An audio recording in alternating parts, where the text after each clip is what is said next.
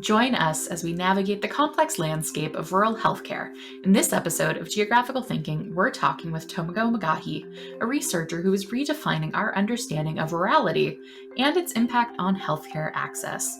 Together, we'll explore how new models and innovative GIS tools are transforming the way we think about healthcare delivery in rural and remote communities, uncovering the challenges and opportunities that lie ahead.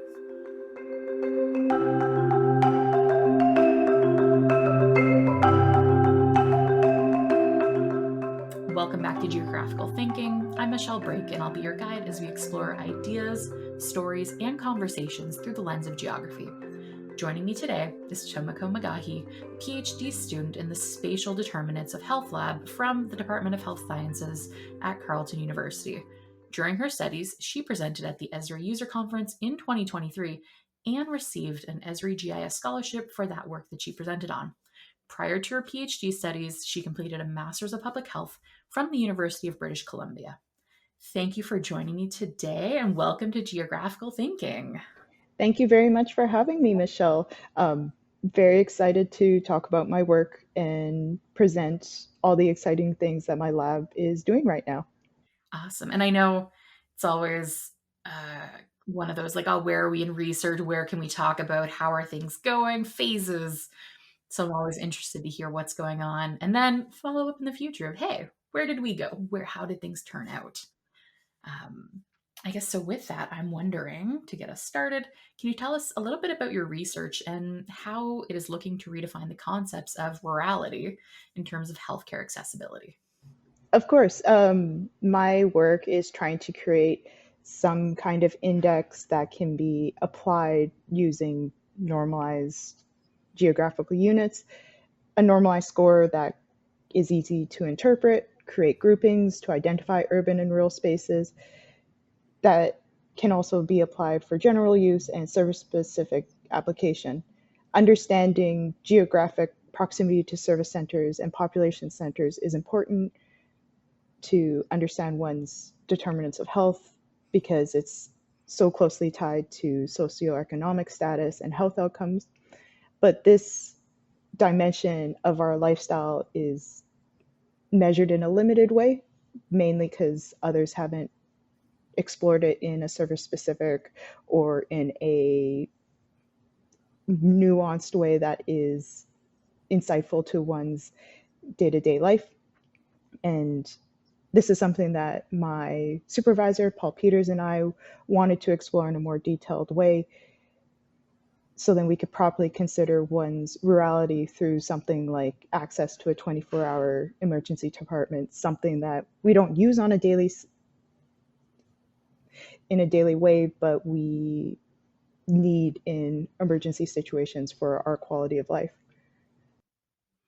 No, and I think that's really interesting you bring it up because I personally live in a more rural community, and it's not aspects that I think a lot about consciously. Like I've lived in cities like Nashville, a lot of access to a lot of things very quickly. I now live in rural Nova Scotia where sometimes the emergency room down the road closes because we don't have doctors on staff. That schedule is posted beforehand on like a Facebook group. So I'm really invested in finding out more about your work. Of course, yeah. I grew up in a more urban space. I live in a more urban space now, but I have family members that have lived and grown up in rural spaces, and they express similar things where they don't know if their local ER is going to be open on the weekend, and the weekend is the most common time because that's when people are out having fun and boating or doing the things that makes our lives exciting. But knowing our accessibility to those emergency services is essential to understand or ensuring good quality of life. Yeah, and I'm wondering what are the limitations of traditional measures of rurality when it comes to understanding something like healthcare access, and how does your model look to address these gaps? Of course, so traditionally, rurality is based on a combination of population density, some standardization in geographical units, some not so standard. The most traditional or easiest to interpret one is one's postal codes. So many researchers, government policies look at the second digit of a postal code. If it's a zero, the space is considered rural, but that that isn't standardized across all provinces. It's not standardized over time, and it's really just a measure of how Canada Post wants to deliver mail, not a measure of one's actual reality, as neighbors across the street could have vastly different postal codes. Also, these are based on spatial units that aren't standardized in data presentation, and it requires a lot of work to actually interpret the results. Other measures like population centers or statistical classification codes, they utilize population density or service density. But again, these are categorized in groupings, but these are difficult to interpret because they're so focused on a singular feature of daily life, or are not presented in geographic standard units. The best measure that is currently available is probably the remoteness index, which provides normalized values from 0 to 1 and looks at both population density and driving distance to a number of different service types. What our model is trying to do is we're trying to create a measure of remoteness on a normalized scale using small area commonly used geographical units to make the data as interpretable as possible. We're trying to develop a measurement that's not just the closest service or a number of services, but provide proximity to a specific service using a wide variety of population densities. And then by providing a single service type, we're able to provide nuanced measurements for different types of research. Okay, it sounds like we're really broadening the approach to helping define rurality rather than just, hey, you live in this space, you're classified as this. Because I'll admit, I didn't know the possibility of like the second digit of your postal code indicating that. Now I'm like, oh, what's my second digit? Okay, so I have a 2. Does that mean on like a 0 to 9 scale, I'm a 2 of rurality? There's a lot of things now I want to go explore that further. It is confusing. It can be really hard to interpret one's rurality. So that's why we're trying to create a series of different measurements. So then when researchers or policymakers apply these measurements, we're able to get as close to a representation of one's rurality as possible for whatever issue they're addressing, let it be hospital service use, education resources, grocery store accessibility. These are all features of our daily life that, given the current measures of reality, they may or may not be properly capturing one's lived experience. Okay. And I'm wondering, where did the idea for this research come from? Was it something that you were previously involved in? I know you mentioned growing up in a more urban setting out in British Columbia. So I'm wondering, where did the idea come from? Yeah, so I started going down this track of research because in my other research work, I look at high system healthcare users across different typologies in Canada. I look at people's use of healthcare resources and how they differ between urban and rural spaces. For this, I wanted to have some kind of measure or representation of their proximity to medical resources, specifically 24-hour EDs, as that's where our data sample was coming from. And after utilizing it, developing that measure because it didn't exist before, and using it in my research, I realized, well, this may not be adequately representing one's actual accessibility to healthcare resources because you may not be sent to the closest hospital. You may be sent to another one that has more space or the adequate resources to address your needs. But there was no measure out there to capture that. And initially, part of my work was the proximity to the 24-hour emergency departments, which was presented at the Esri user conference. And the feedback that we received there was, this is great, but I don't always go to the closest ED, which really solidified in our minds the need for something a bit more nuanced, something that was all encapsulating, so then we could have a better understanding of one's reality based on this type of service. So I took this feedback, looked into other measures of rurality that are used internationally and found the accessibility remoteness index of Australia, also known as ARIA, that featured measurements of small area population spaces to service centers of differing population sizes. In their explanation, it's under the assumption that different population centers are going to have different services available to them. And by having a aggregated understanding of one's reality in that way, we can have an estimate that, okay, person A may go to location 1, 2, 3, 4 throughout their daily life. And if we get an estimated proximity to these spaces, we can understand their true reality. We took this understanding, applied it to the 24-hour EDs with the hopes of generating a reasonably good understanding of one's accessibility to hospital services for small areas that hasn't been provided in the past. Yeah, and that's really cool to hear how you're able to take like a global look at what's happening in that space and pull from things. I find we don't do that enough in things like planning for healthcare.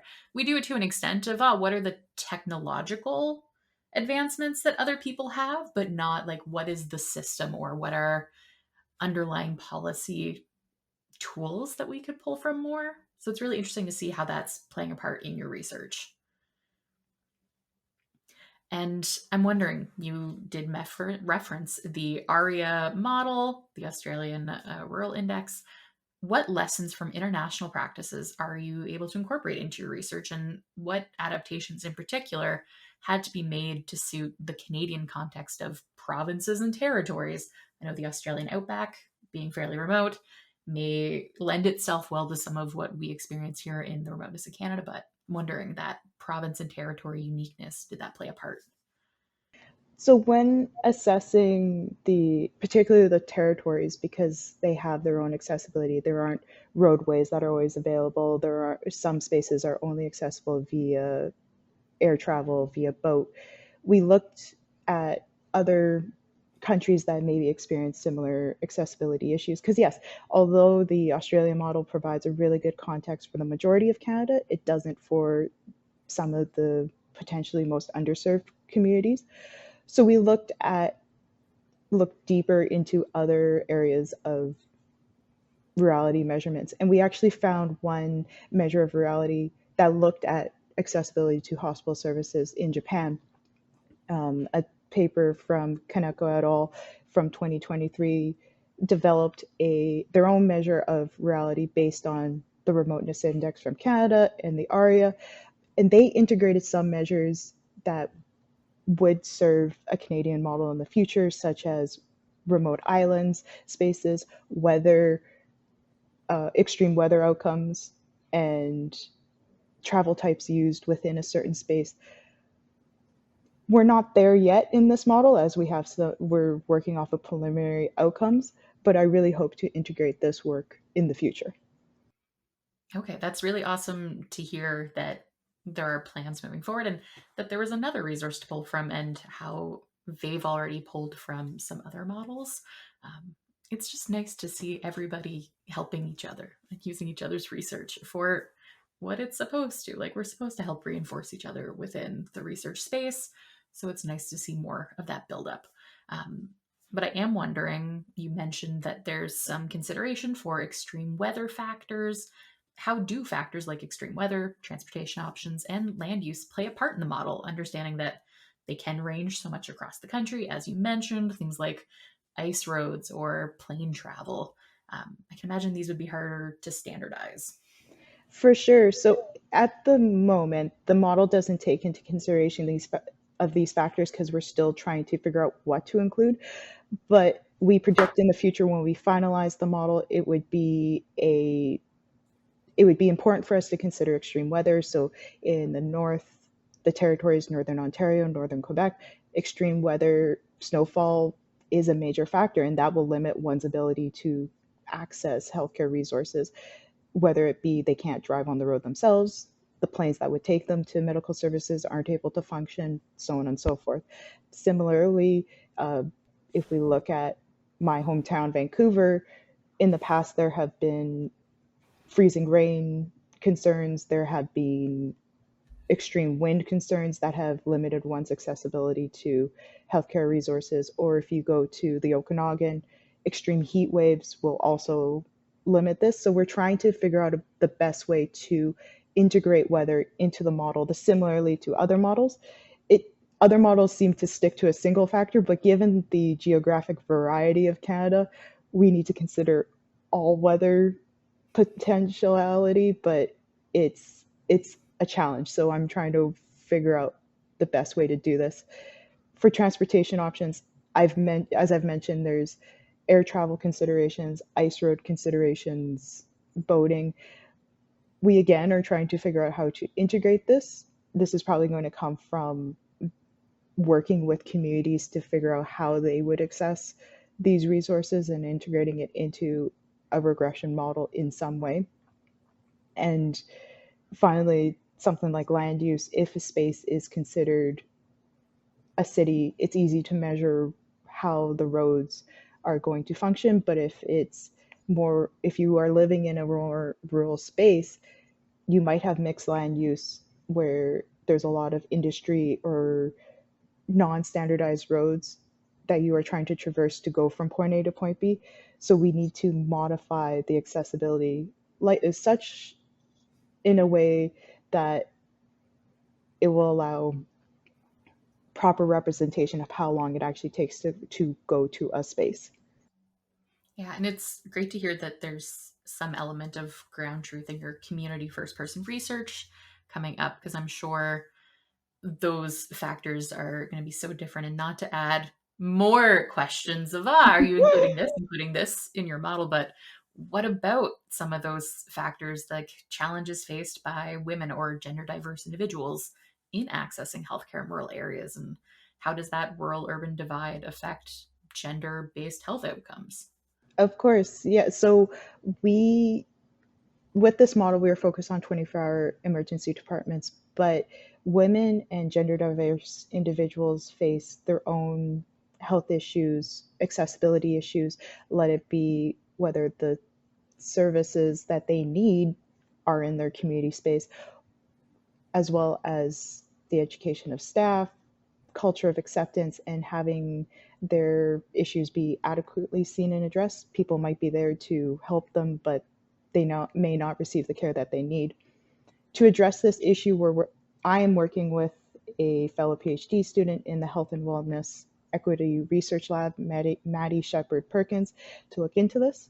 She's using GIS to map estimated locations of women's shelters and women health locations through Ontario with the intention of assessing the differences in accessibility between urban and rural spaces using the CARI method to get an estimated understanding as one might live in a rural space, but they will purposely go to a larger city because they know they may have more support there, or they'll go to somewhere local because they have family tie in them. We can't pinpoint it to a single space, but we want to garner an average.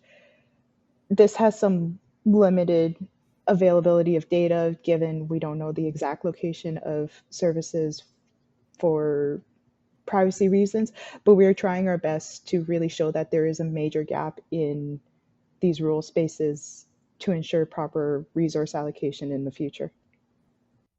Okay, and it's interesting to hear that there is going to be that difference of lived experience between where someone chooses to seek out services. And I think it's a really important one to call it, because I know in past research that I've done that looking at youth that are currently unhoused, where they're able to go can severely impact their access to healthcare. So if you have a dog, you may not be able to access certain shelters that may be in a better place for you and able to access the treatment or see the specific doctors you're already seeing.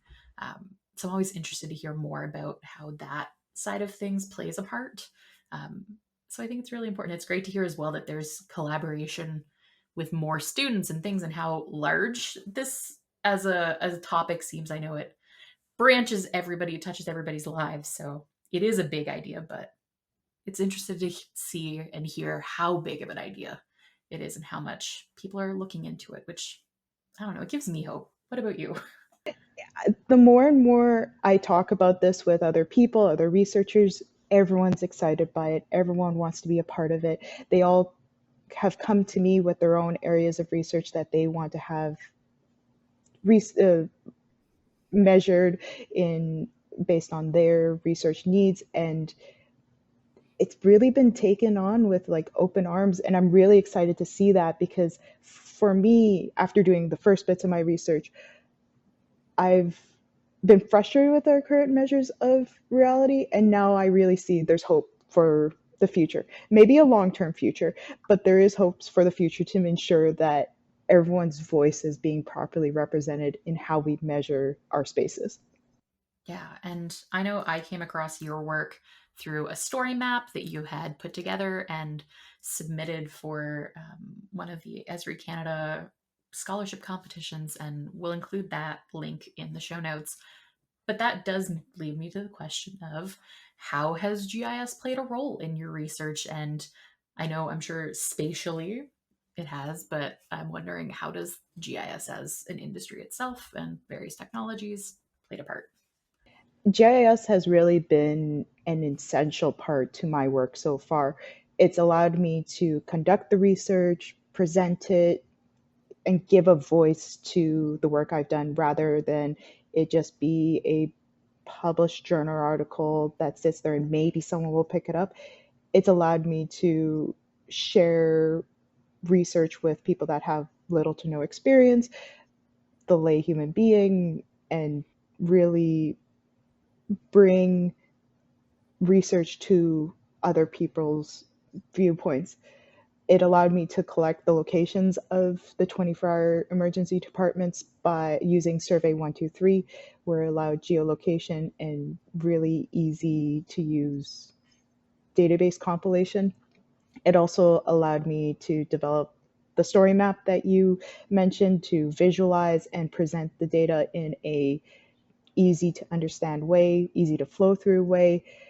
It allows data to be easily accessed, where in the story map you can click on it, zoom into your own community space and see what routes are available for, and it's presented in a unlimited way. You could have your story map be as long or as short as possible. It allows as many figures or maps as you would like.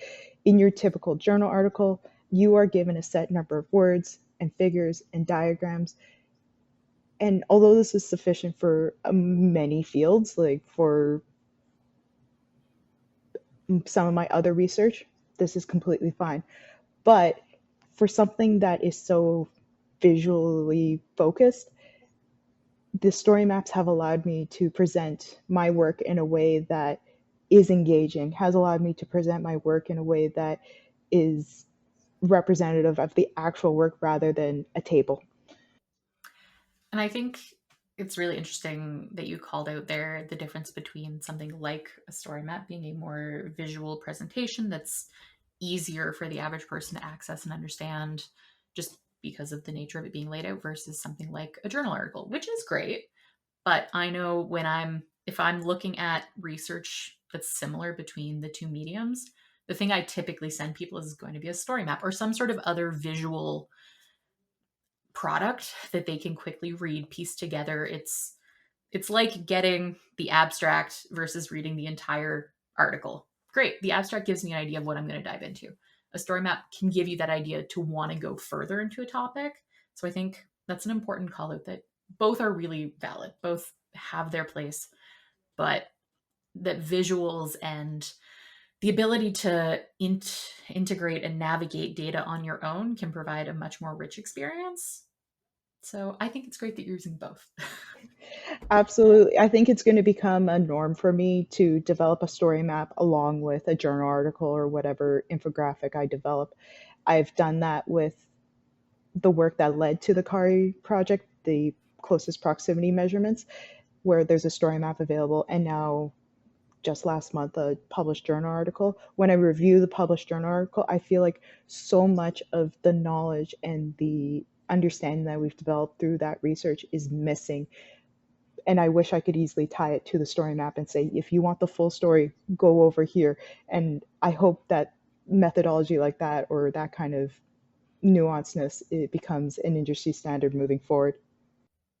Yeah, and I'm wondering, how do you envision this research influencing collaborations between different sectors, such as public health or transportation and education? So I'm hoping to see this methodology and approach be picked up by these different industries. I've had one person come to me and want to apply it to public high school. So I'm working with an undergraduate student at Yasin to develop this model at the moment. We're doing it not just nationally, but also by province, because education is considered a provincial factor along with healthcare resources. So we're actually going to be going back to the CARI, developing province specific measurements as well. So it's this ongoing iterative process.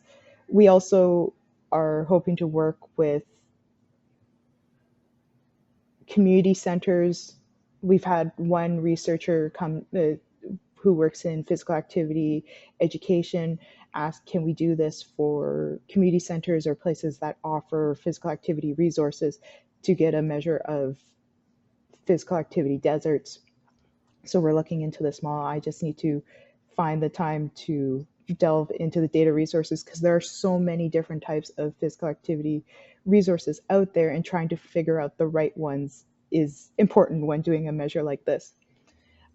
I also hope to work with someone to identify accessibility to legal resources, retail, grocery stores. These are all things that make total sense to me to make a measure for, but I am one person and I need to finish my PhD eventually, or at least that's what my family tells me. If I could do this for the rest of my life and ensure that there is a measurement for every industry, I would, but I need to become an adult eventually. Hey, I understand there's a time limit.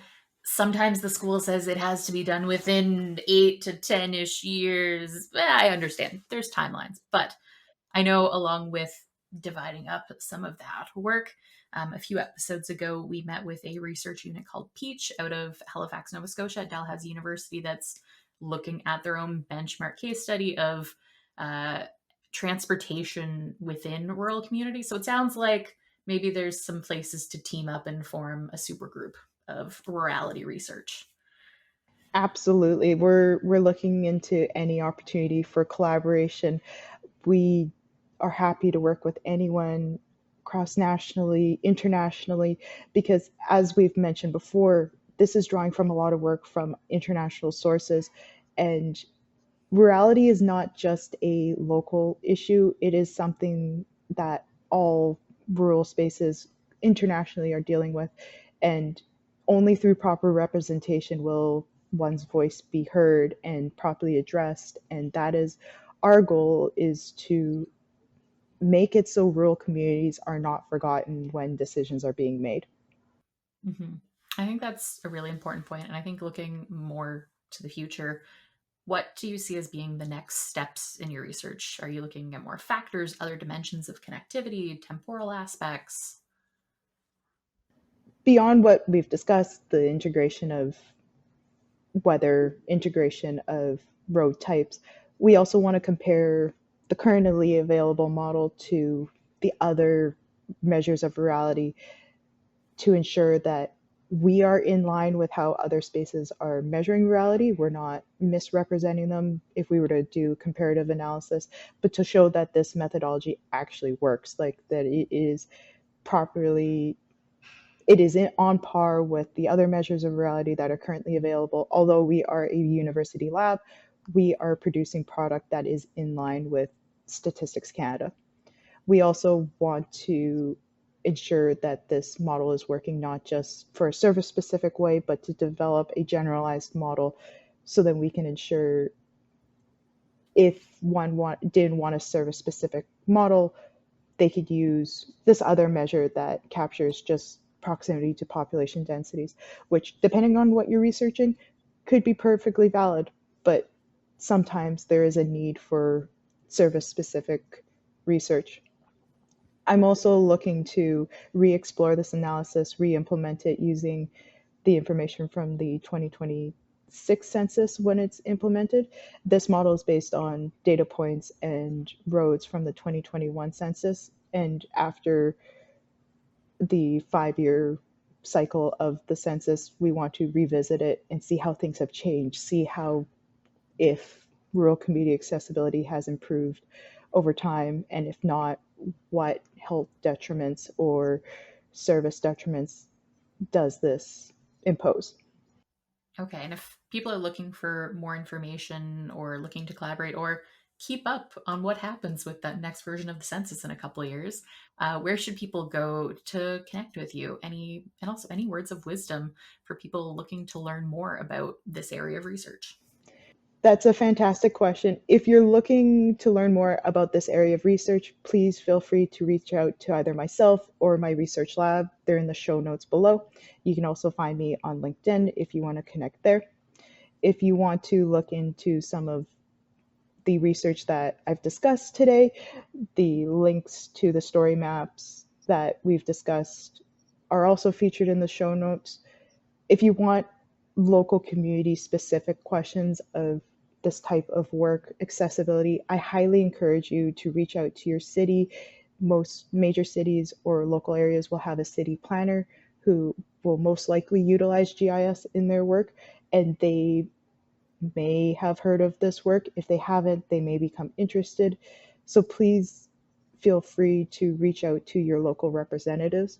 If you are a student, someone who is interested in conducting this kind of research and have reached out to us, there's also, if you are a researcher or a student who is interested in conducting this kind of work, I highly encourage you to reach out to representatives in your local community that look at GIS research, accessibility. That is how I got into this kind of work. I paired with a supervisor that was cross appointed between health sciences and geography, and it has changed my life. So if you're interested, it never hurts to ask and reach out, because that is what opens the doors for you. And I think that's a great place for us to leave off on for hope of the future and of wanting to explore it yourself.